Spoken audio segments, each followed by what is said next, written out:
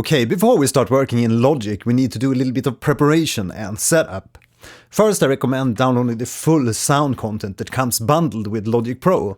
And secondly, we need to enable the advanced features of Logic. Okay, so what about the sound package of Logic Pro?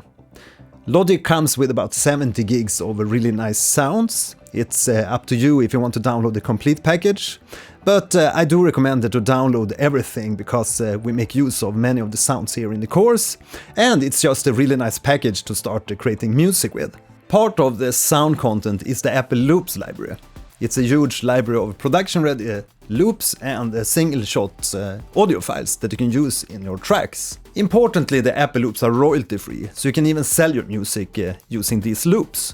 And it will be much easier for you to follow along this course if you have the same sound content. How to download the Logic sound content? After you install Logic Pro and boot it for the first time, you can go up to the Logic Pro top menu and select the sound library. And click on download all available sounds. This will download the complete Logic Pro sound package. I do recommend running the download during nighttime since it's quite a big download. Now a secondary option if you don't want to download the complete package, you can go to the Open Sound Library Manager, and here you can select specific packages of the sound content that you want to download and just press install.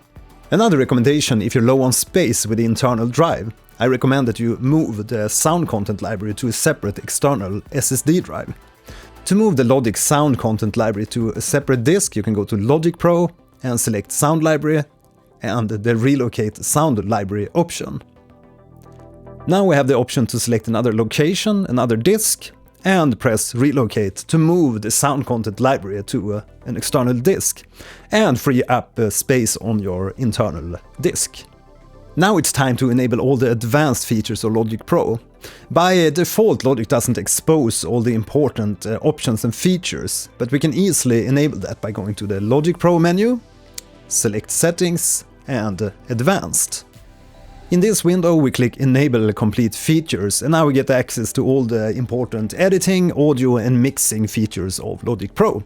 Now you're all set and you can close this window, and the next time you open Logic, these advanced features will be enabled by default.